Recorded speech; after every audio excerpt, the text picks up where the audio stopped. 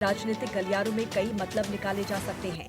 उन्होंने कहा कि एसआईआर पर उनके विचार निजी हैं, जो एक सांसद के तौर पर वो दे रहे हैं। ऐसे में सवाल ये है, क्या एनडीए में सब ठीक चल रहा है?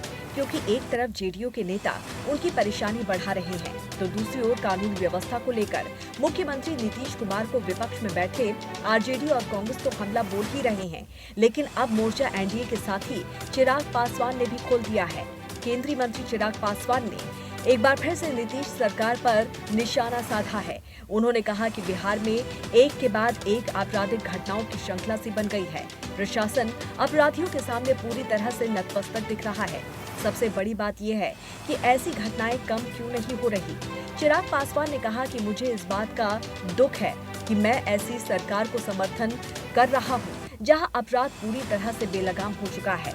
यहां बिहारी सुरक्षित नहीं है। जरूरत है कि सरकार समय रहते चेत जाए। बहरहाल इन बयानों का बिहार में जेडीयू और एनडीए के रिश्ते पर क्या असर पड़ेगा? क्या ये टकराव आगे भी बढ़ेगी? और कैसे खुद को मोदी का हनुमान बोलने वाले चिराग पासवान यहाँ बीजेपी की मुश्किलें बढ़ा रहे हैं, या ये आने वाले वक्त का बदलाव का संकेत है? बहरहाल इन बयानों से विपक्ष को बना बनाया हथियार जरूर मिल गया है। बिहार की राजनीति में पलटी मारना अब कोई नई बात नहीं रह गई है, लेकिन हर बार एक पलटी नई दिशा तय करती है। अब देखना है कि जेडीयू का अगला कदम एनडीए को मजबूत करेगा या फिर इस गठबंधन की नींव को ही हिला देगा। बिहार की सियासत में आने वाला वक्त बेहद दिलचस्प होने वाला है। तो गिरधारी यादव के बयान ने सियासी पारे को चढ़ा दिया है, तापमान बढ़ा दिया है, और उसके मायने क्या कुछ निकाले जा रहे हैं, इस पर चर्चा करने के लिए तमाम मेहमान भी इस वक्त हमारे साथ जुड़ गए हैं। आरजू खान प्रवक्ता आरजेडी हमारे साथ जुड़े हुए हैं, और बीजेपी प्रवक्ता राहुल आनंद हमारे साथ हैं, जेडीयू प्रवक्ता जितेंद्र कुमार हमारे साथ है, हमारे संवाददाता सोहन सिंह इस वक्त पटना से हमारे साथ जुड़े हुए हैं, और साथ ही हमारे कंसल्टिंग एडिटर गोविंद ठाकुर भी हमारे साथ जुड़े हुए हैं। सबसे पहले जितेंद्र कुमार का रुख यहाँ पर कर लेते हैं। जितेंद्र जी, किस तरह से देखें आखिर इस बयान को, जिस तरह से सांसद गिरधारी यादव ने जो बयान दिया है उसके क्या मायने निकाले जाएं? देखिए, सांसद गिरधारी यादव जी ने अपने बयान में ही स्पष्ट कर दिया है कि यह मेरा व्यक्तिगत बयान है।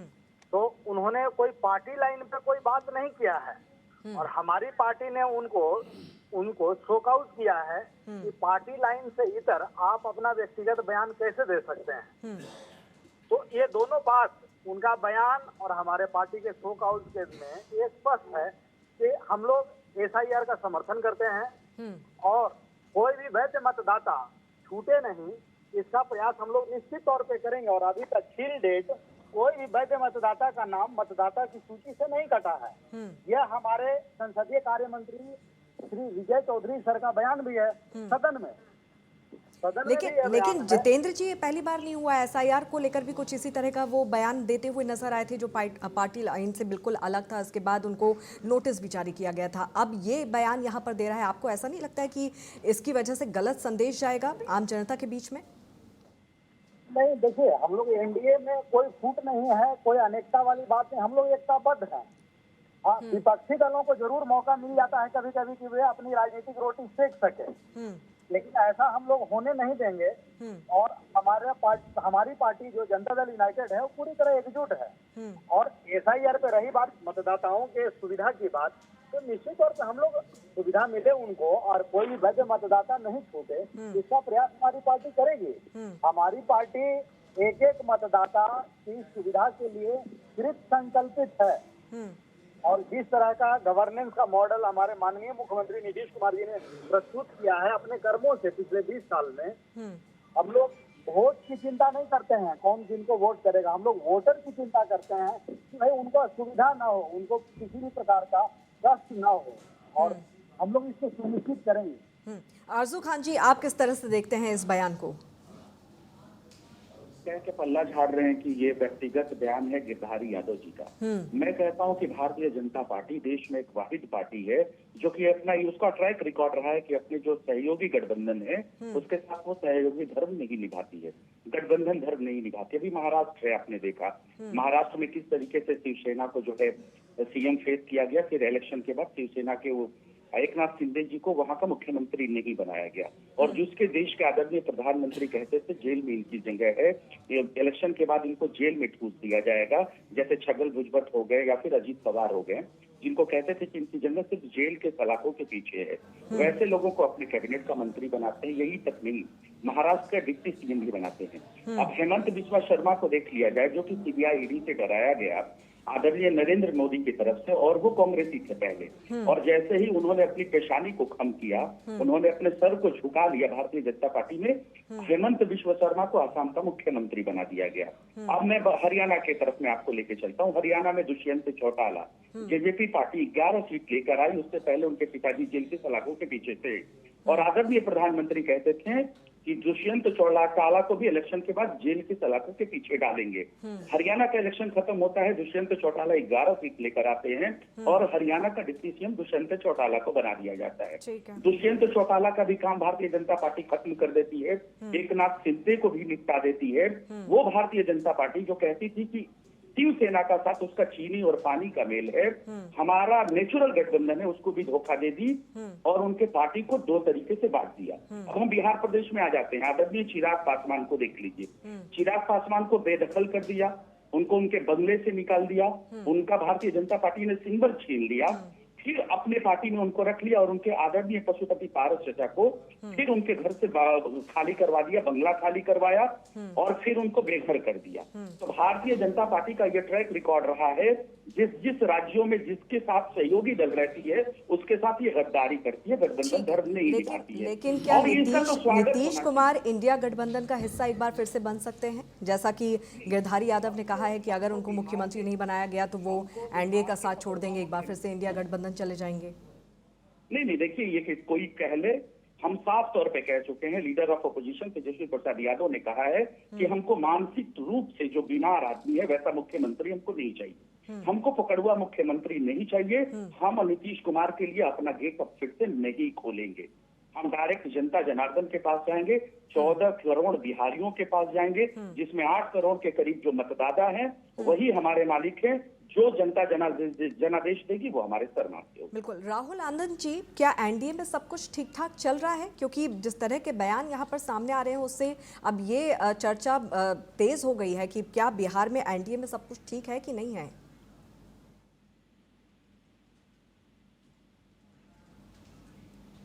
राहुल जी, क्या आप सुन पा रहे हैं?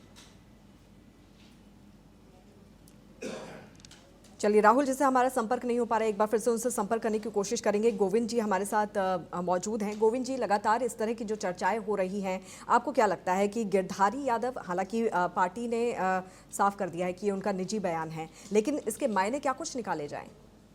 देखिए, पार्टी की ओर से जो प्रवक्ता ये बात कह रहे थे, अगर उनसे भी पूछा जाए तो वो भी यही कहेंगे कि सीएम नीतीश कुमार ही होंगे। अगर नीतीश कुमार सीएम नहीं होते हैं तो फिर क्या कदम होगा? लेकिन ऑफिशियल ये कुछ कह सकते हैं, लेकिन जो सांसद गिरधारी लाल ने बात कही है, लगभग नीतीश कुमार के जितने भी समर्थक हैं, जितने भी पार्टी के मेंबर हैं, चाहे वो एमएलए हो या एमपी हो, सबका यही कहना है कि मुख्यमंत्री नीतीश कुमार ही हों। लेकिन जो इतिहास अभी आरजू खान ने बताई है, लगभग वो सही दिखाई पड़ रही है, क्योंकि जिस तरह से बीजेपी और एनडीए में जो गठबंधन में हुआ है वो इतिहास है। तो ये बात उनको इस बात की डर है कि कहीं महाराष्ट्र की पुनरावृत्ति ना हो जाए, तो इससे पहले वो दबाव की एक राजनीति है और यही दबाव की राजनीति काम करेगी। देखिए अंकिता, मैं एक बार और आपको ये बता दूं कि केंद्र और राज्य की जो चुनाव जो सरकार है और राज्य की जो सरकार है, एक दूसरे पर डिपेंड कर रहे हैं। तो भरोसा तो दोनों को नहीं है एक दूसरे पे, लेकिन मजबूरी है कि संगठन में रहकर और सरकार में रहकर एक दूसरे को साथ लेकर चले। अगर अब मोदी सरकार, जो प्रधानमंत्री मोदी जी की सरकार है केंद्र में, अगर इस तरह की घटनाएं घटती है तो उन्हें भी जेडीयू के जो समर्थन है वो वापस आ सकते हैं, तो ये भी सरकार केंद्र में भी दिक्कत में पड़ सकते हैं। इसी तरीके से अगर नीतीश कुमार को समर्थन नहीं दिया जाता है तो वो अगर निकल जाते हैं वहाँ से तो फिर वहाँ सरकार बननी मुश्किल हो जाएगी। लेकिन ये राजनीति है, सहरमात के खेल है, सीटों का बंटवारा है, सीट के अधिक से अधिक सीट हम किस तरह से हासिल कर सके, इस पर यह भी चलेगा। और ये 15-20 दिन तक इस तरह की आप राजनीति देखेंगे, बाद में सब दोनों मिलकर ही लड़ेंगे। लेकिन एक बात और स्पष्ट है कि सरकार किसकी बनेगी ये क्लियर अभी नहीं है। अगर सरकार बनने की स्थिति में होगी तो एक बार फिर से जदयू और बीजेपी के बीच में तकरार आपको दिखेगा। बिल्कुल। राहुल आनंद जी एक बार फिर से हमारे साथ जुड़ गए हैं, बीजेपी के प्रवक्ता हैं। राहुल जी, जिस तरह से गिरधारी यादव ने जो बयान दिया है, किस तरह से आप देखते हैं? और सवाल यहाँ पर ये भी है, क्या एनडीए में बिहार में सब कुछ ठीक चल रहा है?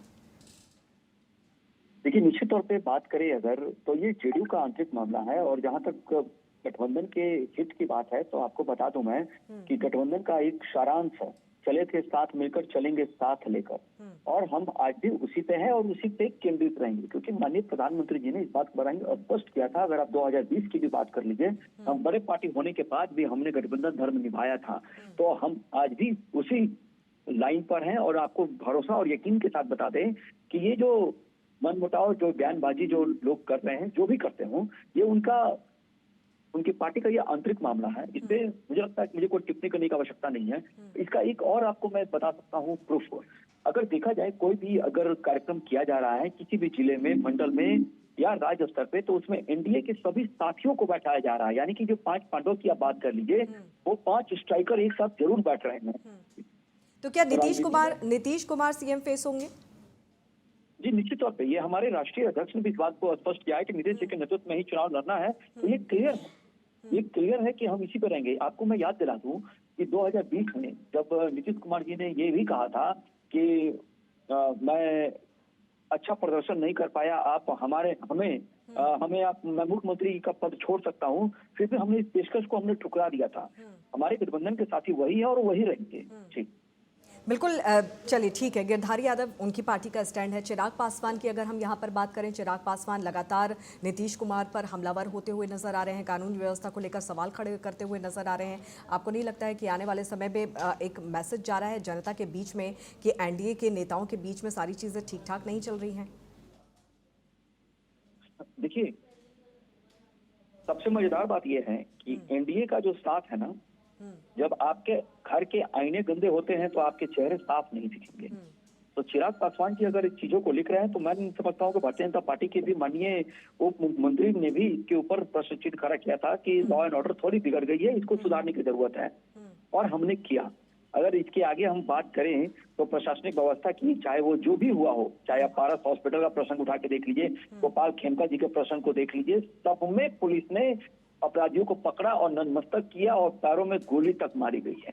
और आज जो हत्यारे हैं, वो जो घूम रहे थे, वो सब सलाखों के पीछे माफी और दुआ मांग रहे हैं कि मुझे छोड़ दिया जाए, मुझे माफ कर दिया जाए। तो मैं आपको बताऊं कि कहीं कोई अगर कमी भी आती है, तो निश्चित तौर पे उसको अगर आईना दिखाने को कोई काम करता है, तो हम उस आईने को पूछने का भी हिम्मत रखते हैं। जी ठीक है। सोहन सिंह हमारे संवाददाता इस वक्त हमारे साथ जुड़ रहे हैं पटना से। सीधे सोहन का रुख कर लेते हैं। सोहन, जिस तरह से यहाँ पर गिरधारी यादव ने जो बयान दिया है, निश्चित तौर पर जो सियासी पारा है बिहार का, वो अब बहुत ज़्यादा हाई हो चला है। ऐसे में क्या लगता है कि दबाव की राजनीति के चलते इस तरह का बयान उनकी तरफ से दिया गया है? अंकिता, देखिए, एक मशहूर गाना है, बातें हैं बातों का क्या, लेकिन यहाँ पर इन बातों के मायने बड़े निकलकर सामने आते हैं। आपको पता है कि अब आगे चुनाव है, सीट शेयरिंग होनी है, तो दबाव की राजनीति जो है वो शुरू हो चुकी है। अब गिरधारी यादव के 2 बयानों को आप ले लीजिए। सबसे पहले एसआईआर को लेकर के वो बयान देते हैं। वो कहते हैं कि चुनाव आयोग जिस तरह से एसआईआर की प्रक्रिया को अंजाम दे रहा है, उसको लेकर के वो सवाल खड़े करते हुए नजर आ रहे हैं। वो ये तक कहते हैं कि चुनाव आयोग को बिहार का भूगोल और इतिहास पता नहीं है। फिर उसके बाद इस पूरे बयान को लेकर जेडीयू की ओर से उन्हें नोटिस दिया जाता है, 15 दिन में जवाब देने के लिए कहा जाता है। अब उस पर वो जवाब क्या देंगे, ये देखने वाली बात है। उस पर पार्टी का, गठबंधन का स्टैंड पूरी तरह से क्लियर नजर आ रहा है कि एसआईआर की प्रक्रिया का समर्थन किया जा रहा है। वहीं अब दूसरे बयान को लेकर के अगर बात करें, गिरधारी यादव ये कहते हुए नजर आते हैं कि ज़रूरत पड़ी तो अगर नीतीश कुमार को मुख्यमंत्री नहीं बनाया जा सकता है तो वो एक बार फिर से पाला बदल सकते हैं। अब इस बयान के पीछे के मायने बड़े हैं। उनके इस बयान के बाद ये साफ तौर पर जाहिर हो रहा है कि जो सीट शेयरिंग को लेकर के प्रेशर पॉलिटिक्स है, वो अब एनडीए गठबंधन में शुरू होती हुई नजर आ रही है। वहाँ जिस तरह से आपने जिक्र किया कि चिराग पासवान ने मोर्चा खोल रखा है, वो लगातार कभी प्रशांत किशोर की तारीफ करते हुए नजर आ रहे हैं, कभी कानून व्यवस्था को लेकर के एनडीए सरकार पर नीतीश कुमार को लेकर के खासतौर पर हमलावर होते हुए नजर आ रहे हैं। तो सब कुछ जो है वो सीटों को लेकर के अभी सियासत में शुरू हो चुका है और यही बिहार की राजनीति की खूबसूरती भी है। यहाँ आपको आखिरी वक्त तक पता नहीं चलता है कि सियासत में अब अगला कदम कौन क्या कुछ उठाने वाला है, नया दांव क्या कुछ खेलने वाला है, और वो बढ़ता हुआ नजर आ रहा है। आरोप प्रत्यारोप का दौर यहाँ पर चल चुका है।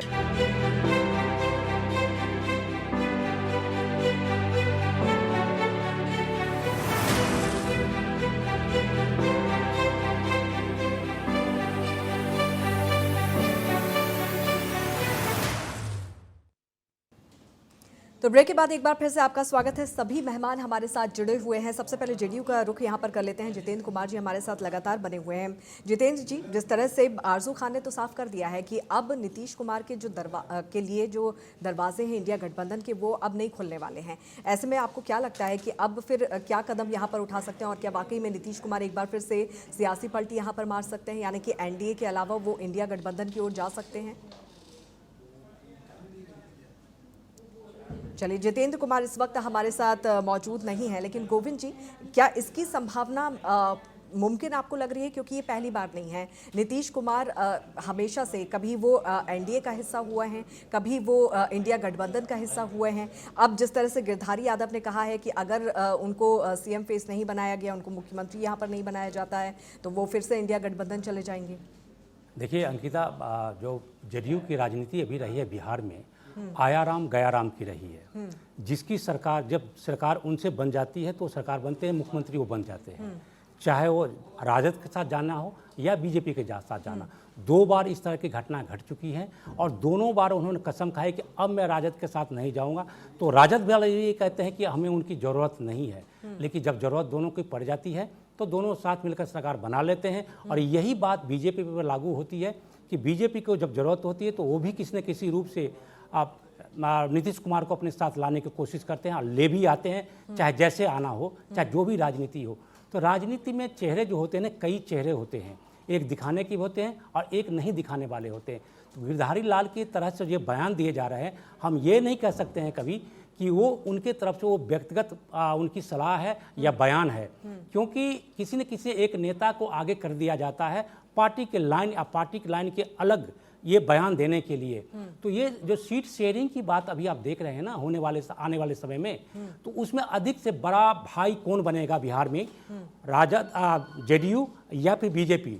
तो जेडीयू की सबसे बड़ी यही इच्छा है कि उनको एक भी सीट बीजेपी से अधिक मिलनी चाहिए। लेकिन जो पिछला परफॉर्मेंस आप देखेंगे तो बहुत ही दयनीय जेडीयू की रही थी। तो अब किसी भी हालत में बीजेपी उनको बड़ा भाई के तौर पर नहीं देखना चाहते हैं, साथ ही साथ अपना मुख्यमंत्री बनाने के लिए तैयार हैं। तो इस तरह से कहीं न कहीं आप बीजेपी को इस तरह की राजनीति में डोमिनेट करते देखेंगे। और ये चिराग पासवान की जो आपने बयान देखी है, वो भी कहीं ना बीजेपी की तरफ से ही दिया गया एक बयान कह सकते हैं, जो आरोप आरजेडी की ओर से लगाए जा रहे हैं। आरजू खान जी से भी यहाँ पर चर्चा कर लेते हैं। आरजू खान जी, क्या लगता है कि जिस तरह से एनडीए की जो चीज़ें यहाँ पर निकलकर सामने आ रही है, उससे कहीं ना कहीं आरजेडी को या फिर इंडिया गठबंधन को फायदा मिल सकता है? नहीं, फायदा तो जनता देती है, आवाम देती है। और देखिए 14 करोड़ बिहारियों का आशीर्वाद रहा है राष्ट्रीय जनता दल के ऊपर और leader of opposition Tejashwi Prasad Yadav पे। आप देख लीजिए पिछला इलेक्शन 2020 का देखिएगा तो 12,000 के अंतर से एनडीए समर्थित सरकार बिहार में चल रही है, जो कि आजाद भारत में पहली बार हुआ कि रात के 11:30-12 बजे तक बिहार प्रदेश में काउंटिंग चलते रहे और जनादेश की चोरी होती रही। और जो समाजवादी विचारधारा की बात करते हैं आदरणीय नीतीश कुमार जी, वो किस तरह से जनादेश का जो है सम्मान नहीं करके आज 42 नंबर की पार्टी वाले होने के बाद भी क्या औचित्य है कि वो मुख्यमंत्री की कुर्सी पे बैठे हैं। हम साफ तौर पे कह रहे हैं कि हमको आदरणीय नीतीश कुमार जनता दल यूनाइटेड का साथ नहीं चाहिए। आप क्या चाहती हैं कि हम अपने पैर पे कुल्हाड़ी मार लें? हमको थका हारा, बेबस, लाचार बिहार प्रदेश का, जो कि मानसिक रूप से जो कमजोर हो चुके हैं, जिनको डिप्टी सीएम सम्राट चौधरी कहते हैं कन्वर्सेशन के दौरान मीडिया के सामने चलिए चलिए चलिए। क्या आपने देखा था क्या कि किसी मुख्यमंत्री को डिप्टी सीएम कन्वर्सेशन अगर करता है मीडिया के सामने तो उसको कहता है कि चलिए? ये 2005 से पहले होता था क्या?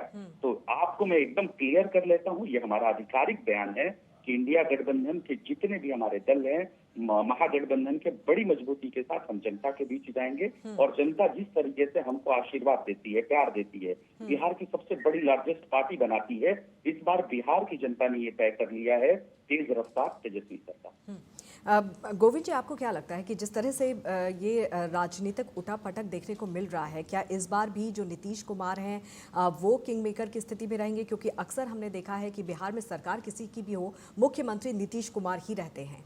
बिल्कुल, किंग मेकर की बात आपने कही बात है, वो खुद किंग बनना चाहते हैं। लेकिन ये भी एक राजनीति बिहार की आप देख सकती हैं कि जब तक नीतीश कुमार के नेतृत्व में बीजेपी नहीं चुनाव लड़ती है तो उनकी भी हैसियत उतनी वाली नहीं रह जाती है, क्योंकि उनकी मजबूरी है बीजेपी की कि नीतीश के साथ ही चुनाव लड़ सकते हैं।